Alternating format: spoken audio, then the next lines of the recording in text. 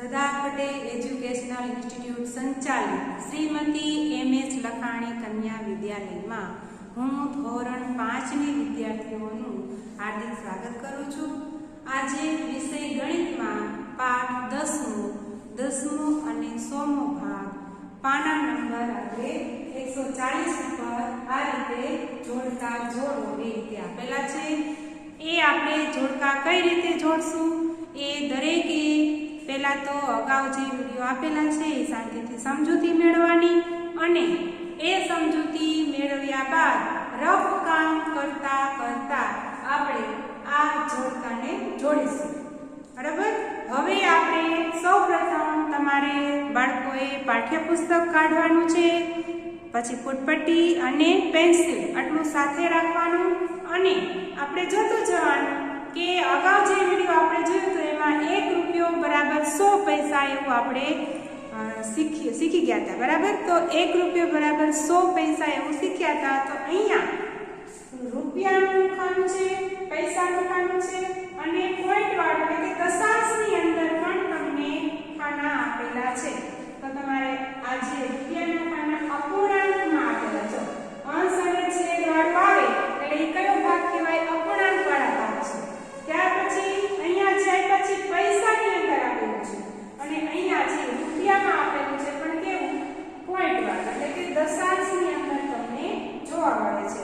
અને આપણે કઈ રીતે રૂપિયામાંથી પૈસામાં ફેરવવું, પૈસામાંથી કેમ રૂપિયામાં ફેરવવું એ આપણે અહીંયા શીખવાનું છે.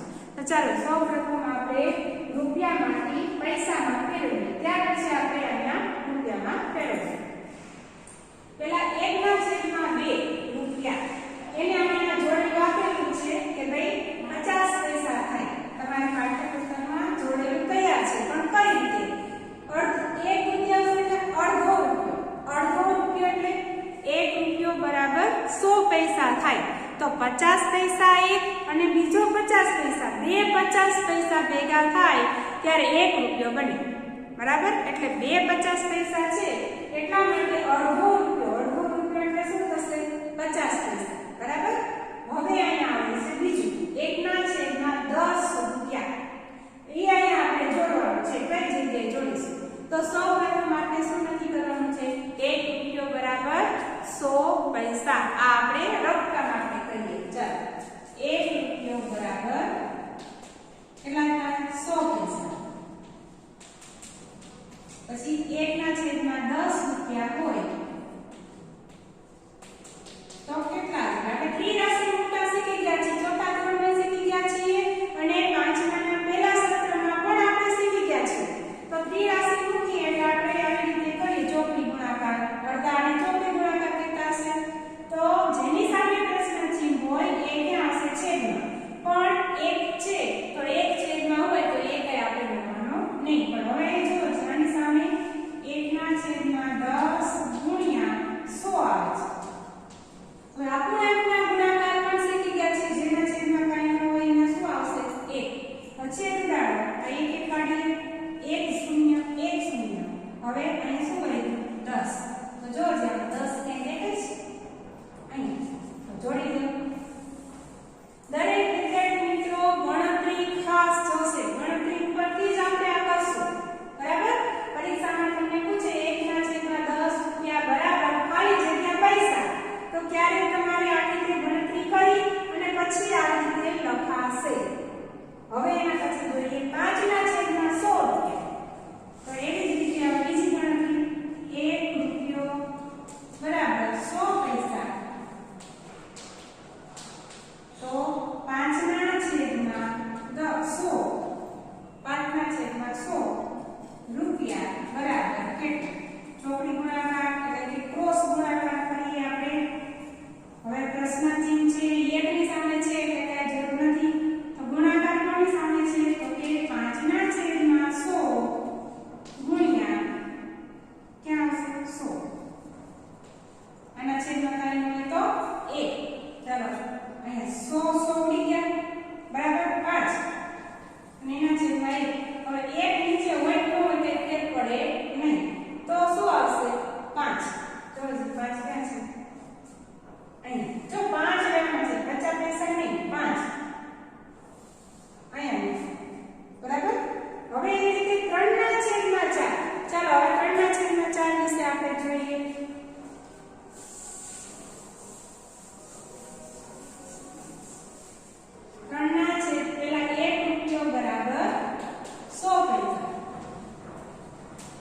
તો હવે 3/4 રૂપિયા બરાબર કેટલા?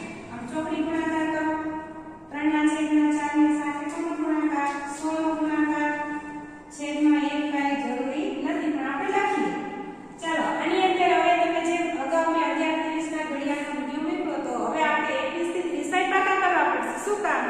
કારણ કે આમાં છેદ ઉડાડવા હોય તો જો તમને 25 સેકન્ડનો ઘડિયો આવડે તો તમે અહીંયા કરો 25 ચોકું 100 થાય. કેટલા થાય? 25 ચોક 100. હવે જો અંશ 3 ગુણ્યા 25 અને 25 તે કેટલા વધે? 75. અને અહીંયા 1 લીધો, 1 કાંઈ લખાતો નથી એટલે 75. જો હજી 75 ક્યાં છે? એ જ રીતે 99 તમને આપેલા છે એટલે તમે જો ગણી શકશો. અને 1/4 1 રૂપિયો બરાબર 100 પૈસા. તો 1/4 રૂપિયા હોય તો કેટલા પૈસા? તો 1/4 ની સામે 100 નો ગુણાકાર. હવે મેં તમને કીધું એમ 25 ચોકું 100. 25 જો જે 25 ક્યાં છે? અહીંયા. અને મેં તમને વિડિયોઝમાં 25 પૈસાનું ચિત્ર પણ દેખાડેલું છે. 25 પૈસાને આપણે પાવલી કહીએ, બરાબર? તમારા વડીલો જે છે એને કહેજો 25 પૈસાની ગુજરાતીમાં આપણે શું કહેતા હતા? પાવલી. તો 4 પાવલી ભેગી થાય એટલે કે ચોથો ભાગ. 1/4 એટલે ચોથો ભાગ. રૂપિયાનો કેટલામો ભાગ થાય? ચોથો. 1/4 ચોથો ભાગ કોણ છે? 25 પૈસા. હવે તમને એવું પણ પૂછે કે 1 રૂપિયાનો અડધો ભાગ કોણ? તો કે 50 પૈસા. 1 રૂપિયાનો ચોથો ભાગ કોણ? તો કે 25 પૈસા. પછી 3/4 એટલે કે પોણો ભાગ. પોણો ભાગ એટલે 75 પૈસા. આપણે એની આરે જોયું છે. જો પોણો ભાગ, બરાબર ને? ત્યાર પછી 5નો ભાગ. આ 1 ભાગ, અડધો ભાગ. આ તમારે ભાગ અને પૂર્ણની અંદર આવી ગયેલું છે. આપણે એ જે બોલતા હતા એને આપણે રૂપિયામાંથી પૈસામાં ફેરવ્યું. હવે પાછું દશાંશ એટલે કે પોઈન્ટ વાળું જોઈએ. તો એમાં પણ શું યાદ રાખવાનું છે? ચાલો એ આપણે એમાં 1 રૂપિયો બરાબર 100 પૈસા યાદ રાખવાનું છે. આમ લખું તો કે આ રૂપિયો છે અને અહીંયા પૈસા છે. 1 રૂપિયો એટલે કે 1.00 1 રૂપિયો બરાબર 100 પૈસા થાય. ને આ 100 લખેલા છે પણ કઈ રીતે? પોઈન્ટમાં લખેલા. એટલે કે 1 રૂપિયો પોઈન્ટ પૈસા કેટલા? 00.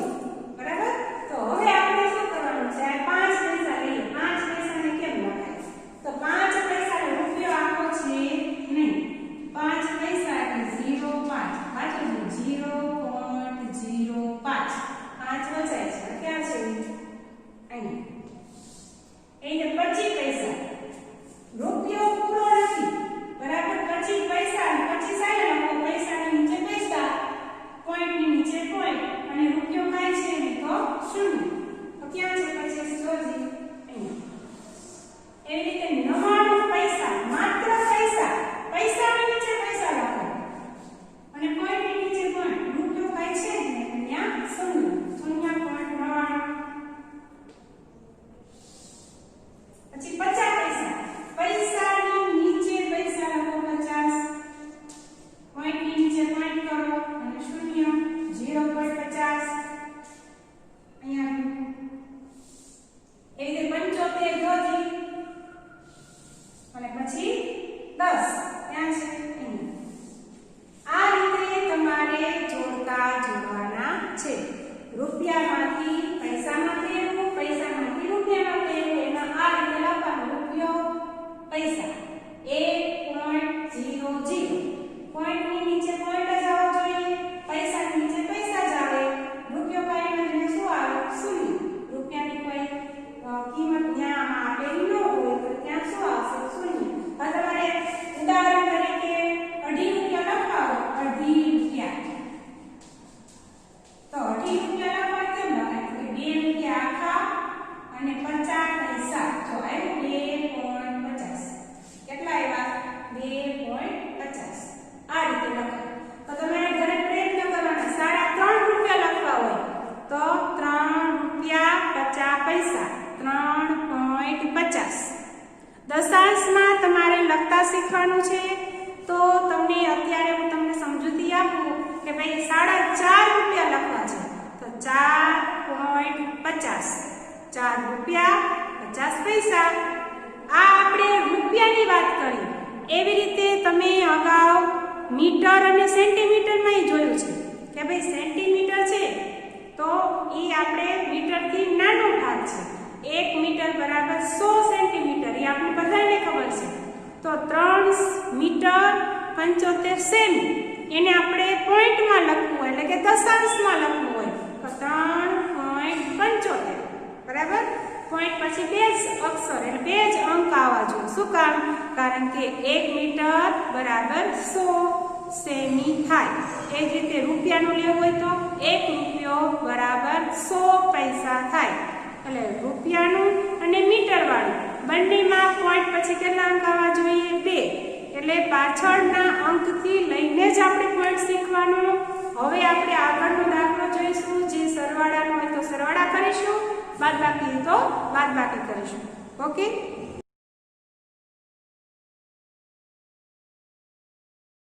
ચાલો હવે આપણે પાના નંબર 143 ઉપર આ રીતે વિવિધ દેશોનું ચલણી નાણું આપેલું છે. હવે વિદ્યાર્થી મિત્રો, વિવિધ દેશોનું ચલણી નાણું એટલે કે તમે જે વસ્તુ લેવા જાઓ છો અને જે રૂપિયા એટલે કે પૈસા આપો છો એ જે ચલણ એને આપણે ચલણ કહીએ છીએ. શું કહેવાય કે ભાઈ અત્યારે ઇન્ડિયા છે તો ઇન્ડિયાની અંદર માત્ર રૂપિયો એટલે કે આપણે ગાંધીજીનો જે ફોટો વાળું જે ચિત્ર છે એવા જ રૂપિયા ભારતની અંદર ચાલે. બરાબર.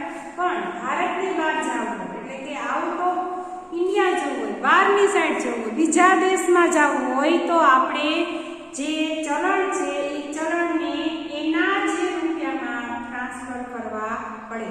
એટલે કે અહીંયા તમને કોરિયા જવું હોય તો ત્યાં ગાંધીજી બાપુનો જે ફોટો છે પૈસાની અંદર એ પૈસા ત્યાં ચાલે નહીં. પણ ત્યાં કયા પૈસા ચાલે? તો કે કોરિયા દેશમાં જે ચલણ હોય, જે પૈસા ચાલતા હોય એ તમારે ત્યાં કયું આવે તો કે વોન ચાલે.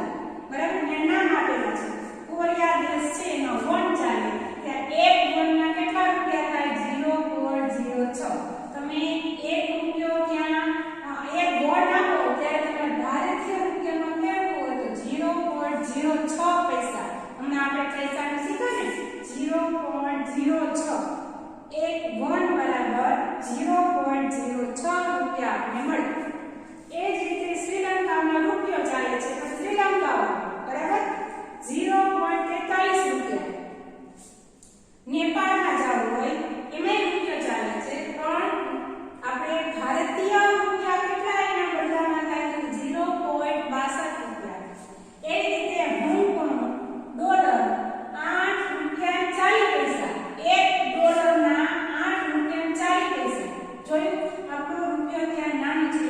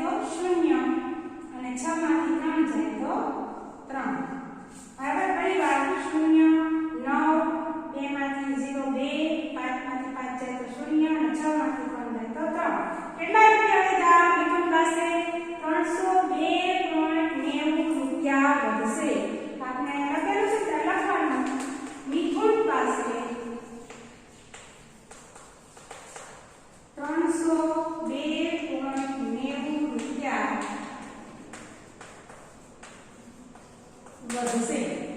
બરાબર, આ રીતે તમારે બાદબાકી કરતા શીખવાનું. પોઈન્ટની નીચે પોઈન્ટ જ આવવો જોઈએ, એકમની નીચે એકમનો અંક, દશકની નીચે દશકનો અંક અને 100 ની નીચે 100 નો અંક. પછી પોઈન્ટની નીચે પોઈન્ટ, પછી પાછળના અંક પણ જેની નીચે છે એની નીચે જ આવવા જોઈએ, તો જ તમને બાદબાકીમાં સંખ્યા વ્યવસ્થિત અને સાચો દાખલો ગણાશે. બરાબર, હવે આપણે સી એ બી અને હવે સી વાળો દાખલો લઈએ. ચાલો હવે આપણે પાના નંબર 143 પર સી. માજીદના પિતા સાઉદી અરેબિયામાં કામ કરે છે. તેમને પગાર પેટે 1000 સાઉદી દિરહામ મળે છે. અરુણના પિતાજી શ્રીલંકામાં કામ કરે છે અને પગાર પેટે 2000 શ્રીલંકન રૂપિયા મેળવે છે. તો પગાર પેટે ભારતીય ચલણ મુજબ કોને વધારે પૈસા મળે? એટલે કે માજીદના પિતા સાઉદી અરેબિયામાં અને અરુણના પિતાજી શ્રીલંકામાં કામ કરે છે. બંનેના નાણાં કેવા હશે, ચલણ કેવું હશે, અલગ અલગ હશે. એ ચલણને આપણે કેમાં ટ્રાન્સફર કરશું? ભારતીય ચલણની અંદર આપણે ટ્રાન્સફર કરશું. તો સૌપ્રથમ આપણે માજીદના પિતાની ગણતરી કરીએ. એના પગારની આપણે ગણતરી, માજીદના પિતાના પગારની ગણતરી. બરાબર, ચાલો. માજીદના પિતા સાઉદી અરેબિયામાં કામ કરે છે અને 1000 દિરહામ. દિરહામ ક્યાં લખેલું છે? જો જે દિરહામ 17.79 એટલે કે 1 દિરહામ બરાબર 17.79 રૂપિયા. 17.79 રૂપિયા. કેટલા પગાર છે એનો? 1000 દિરહામ. તો 1000 દિરહામ બરાબર કેટલા રૂપિયા? ચોકડી ગુણાકાર, પ્રશ્ન ચિહ્ન સામે એકડો છે અને 1000 ની સામે 17.79 છે, તેનો ગુણાકાર કરીશું. મેં તમને અગાઉ ગુણાકાર શીખવાડ્યા હતા. બે પોઈન્ટ દૂર કરી દો અને ગુણાકાર કરો. 17.79 પાછળ કેટલા મીંડા? 3. 1 2 3. હવે પોઈન્ટ મૂકી દો. પોઈન્ટ મૂકો પછી 2 ની આગળ પણ છે, છેલ્લાથી 2 1 2 અહીંયા. તો એનો પગાર જો છે 17,790 રૂપિયા થયા. કેટલો પગાર થયો? 17,790. એનો માજીદના પિતાનો પગાર 17,790 રૂપિયા થાય. ભારતીય ચલણ મુજબ માજીદના પિતા છે એનો પગાર 17,790 રૂપિયા થયા. હવે આપણે કોની ગણતરી કરશું? અરુણના પિતા છે એની ગણતરી કરશું. અરુણના પિતાના પગારની ગણતરી. ચાલો, એમાં શ્રીલંકન આપેલું છે. તો શ્રીલંકન શું છે? એમાં શ્રીલંકન અથવા તો શ્રીલંકા જેવો રૂપિયો 0.43. 0.43 એટલે લખવાનું 1 શ્રીલંકન બરાબર 0.43.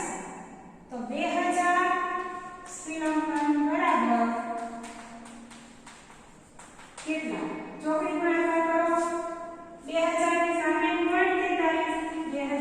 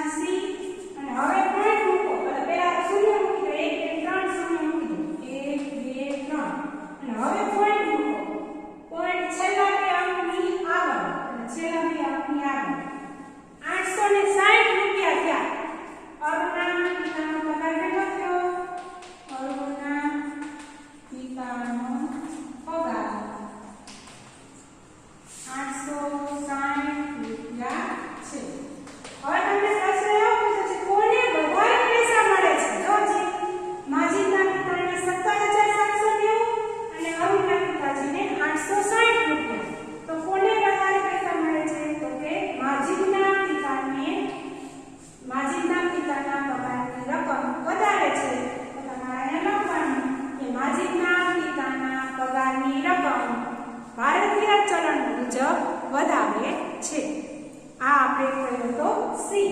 હવે આપણે જોઈશું ડી. ચાલો હવે ડી. લીનાના કાકી લીના માટે ચીનથી એક ભેટ લાવે છે જેની કિંમત 30 યુઆન છે. તેની ભારતીય ચલણ મુજબ કિંમત શોધો. ચીનથી લઈને આવે છે ભેટ ચીન અને યુઆનમાં એનું ચલણ છે તો 1 યુઆન બરાબર કેટલા રૂપિયા છે 9.83. આપણે ચલણમાં મેળવીએ ભારતીય ચલણમાં લખવાનું 1 યુઆન બરાબર 9.83 રૂપિયા. તો 30 યુઆન બરાબર કેટલા?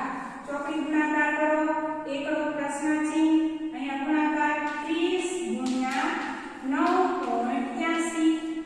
ચાલો હવે આનો ગુણાકાર કરવાનો છે તો હું લખું છું પોઈન્ટ દૂર પર પડી અને 983 પંચાશે અને 30 ગુણાકાર કરીએ 3 3 9 3 8 24 વધી જાય 2 3 9 27 એટલે 29. હવે શૂન્ય તો બધે શૂન્ય જ આવે એટલે કાંઈ લખતી નથી. જો શૂન્ય નો શૂન્ય શૂન્ય 8 શૂન્ય શૂન્ય 9 શૂન્ય એટલે એનો એ જવાબ આવશે. બરાબર. હવે પોઈન્ટ મૂકી દેવાનો. પોઈન્ટ મૂકશો એટલે શું આવે જોજો. એક આ છે પોઈન્ટ ક્યાં છે? છેલ્લા બે અંકની આગળ અહીંયા છે 294.90. આનો જવાબ શું આવશે? 294.90 રૂપિયા થાય. શું કર્યું આપણે? ભારતીય ચલણ મુજબ પેલા 1 યુઆન ના લીધા એમાં 30 યુઆન બરાબર કેટલા? ક્રોસ ગુણાકાર કરીએ. ગુણાકાર આ રીતે કરવાનો. થોડીક વાર પોઈન્ટ દૂર કરી દેવાનો. ગુણાકાર થઈ જાય જે રીતે આપણે ગુણાકાર આવડે છે એ રીતે આપણે થઈ જાય પછી પોઈન્ટ છે મૂકી દેવાનો. એટલે કે છેલ્લે પોઈન્ટ પછી છેલ્લા બે અંક હોવા જોઈએ. તો અહીંયા પોઈન્ટ પછી છેલ્લા બે અંક છે તો અહીંયા પોઈન્ટ મૂકી દો. એટલે હવે બચાશે શું? 294 રૂપિયા 90 પૈસા. 294 રૂપિયા 90 પૈસા અથવા તો 294.90 રૂપિયા. ભારતીય ચલણ મુજબ લખવાનું. ભારતીય ચલણ મુજબ 294.90 રૂપિયા થાય. આ રીતે લખવાનું. હવે તમારે દરેક પ્રશ્ન આ રીતે જ છે. તમારે માત્ર એકમ જોવાનો. જો આપણે એકમ કહેવાય અને શું કહેવાય? એકમ. યુઆન હોય તો યુઆન ની નીચે યુઆન નો જ એકમ આવવો જોઈએ. રૂપિયા હોય તો રૂપિયાની નીચે રૂપિયા નો જ એકમ આવવો જોઈએ. બરાબર. આ રીતે ક્રોસ ગુણાકાર મૂકતા શીખી જશો તો તમને દરેક દાખલા છે એ સરળ બનશે.